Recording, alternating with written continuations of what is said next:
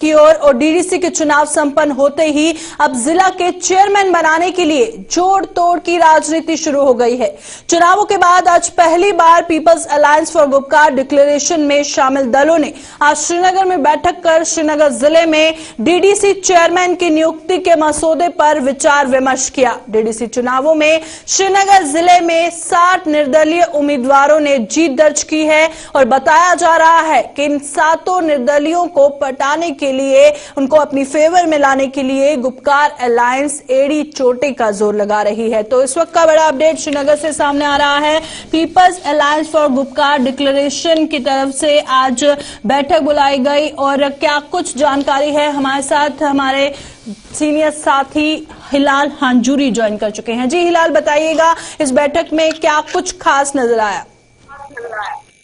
देखिए, कल से ये शेड्यूल थी। आज के लिए ये मीटिंग जो अभी डॉक्टर फारूक अब्दुल्ला की रिहाइशगाह पर जारी है और इस मीटिंग में सभी पार्टियां जो गुपकार डिक्लेरेशन के लिए उस वक्त जो सिग्नेटरीज थी वो आज इसमें शामिल हुई हैं, जिसमें पीडीपी की जानब से गुलाम नबी लोन हांजुरा इसमें शिरकत कर रहे हैं। नेशनल कॉन्फ्रेंस की जानब से डॉक्टर फारूक अब्दुल्ला खुद इसमें मौजूद है, उमर अब्दुल्ला भी इसमें मौजूद है, रिटायर्ड जस्टिस हसनैन मसूदी भी मौजूद है और इसके साथ साथ ऑल नेशनल कॉन्फ्रेंस के मोहम्मद मुजफ्फर शाह भी इस मीटिंग में मौजूद है। सीपीआईएम की जानब से भी नुमाइंदगी यहाँ पर है। जेकेपीएम से जावेद मुस्तफा मीर जो कि साबिका वजीर भी रह चुके हैं वो भी आज इस मीटिंग में शामिल है। हालांकि इस मीटिंग में यही एजेंडा रखा गया था कि जो डीडीसी इलेक्शंस हुए हैं और उसके बाद जो नताइज सामने आए हैं और उन नताइज के फौरन बाद अब क्या कुछ करना होगा, आइंदा का क्या लाहेअमल रहेगा, उस पर आज यहाँ पर गुफ्तगू हुई है। डॉक्टर फारूक अब्दुल्ला ने जम्मू से लेकर कश्मीर तक जितने भी डिस्ट्रिक्ट्स हैं वहां पर जो पीएचडी की जो कामयाबी है या उनका जो काम है किस तरह रहा है उसका आज उन्होंने यहाँ पर आंकलन किया है, उस पर विस्तार से फिर यहाँ पर बात हुई है और साथ ही साथ जो लूप होल्स रहे हैं उस पर भी बात हुई है। और आज की इस मीटिंग में यह भी कहा गया है कि जो डीडीसी इलेक्शंस हुए हैं कहीं ना कहीं एक मशक हो सकती है आइंदा कोई भी इलेक्शन जो जम्मू कश्मीर में होगा उसके लिए, क्योंकि पीएचडी के लिए एक ही प्लेटफॉर्म पर इस तरह की पॉलिटिकल पार्टीज को जो रिवायती तौर पर एक दूसरे की हरीफ रही हैं, एक दूसरे की अपोजिट रही हैं और इसके बावजूद इतना बड़ा जो मैंडेट हासिल करना, इसके लिए लोगों का शुक्रिया अदा किया गया है। और साथ ही साथ 370 की बहाली, 35 की बहाली के हवाले से आइंदा का क्या कुछ लाहेअमल रहेगा उस पर भी बात हुई है। प्रियंका, इस मीटिंग में यह भी बात हुई है कि जो आइंदा अब डीडीसी के चेयरमैन बनने जा रहे हैं उस पर किस तरह से आपसी ताउन बढ़ाया जा सकता है, कहां पर पीडीपी को, कहां पीसी को और कहां पर नेशनल कॉन्फ्रेंस को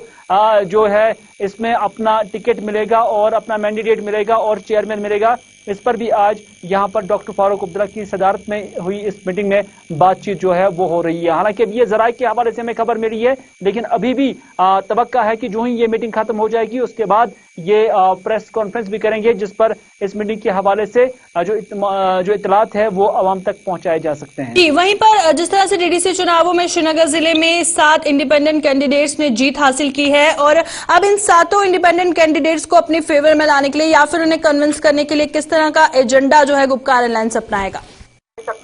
देखिए, कोई भी पार्टी, क्योंकि जम्मू कश्मीर के अंदर या खासतौर पर वैली के अंदर अगर श्रीनगर का जिक्र करेंगे तो एक मरकजी हैसियत रखता है और नेशनल कॉन्फ्रेंस हो या पीडीपी या गुपकार अलायंस हो वो नहीं चाहेंगे कि ये जो मरकजी हैसियत रखने वाला जिला श्रीनगर है यहाँ की नुमाइंदगी पीएचडी के बगैर किसी और को हासिल हो। और जिस तरह से आपने खुद ही कहा कि यहाँ पर 7 के क्या बल्कि 8 के करीब यहाँ पर इंडिपेंडेंट्स है और उनमें से अगर देखा जाए तो अपनी पार्टी के पास अपने 2 कैंडिडेट है, नेशनल कॉन्फ्रेंस का एक ही है, पीडीपी का एक ही है और जेकेपीएम का एक ही है। लेकिन जब हम अलायंस का जिक्र करते हैं तो अलायंस के 3 आते हैं और अपनी पार्टी के 2 आते हैं। लेकिन यहाँ पर यह भी अटकलियां लगाई जाती हैं कि शायद भारतीय जनता पार्टी का सपोर्ट अपनी पार्टी को मिल सकता है, तो इस तरह से उनके भी 3 कैंडिडेट्स आई हैं। लेकिन इस दौरान एक बड़ी खबर डेवलप हुई है कल, उस वक्त जब एक इंडिपेंडेंट कैंडिडेट ने नेशनल कॉन्फ्रेंस का दामन थाम लिया तो इस तरह से नेशनल कॉन्फ्रेंस या पीएचडी के 4 आ गए हैं और उन्हें अभी 4 बाकी ढूंढने हैं और अपनी पार्टी के लिए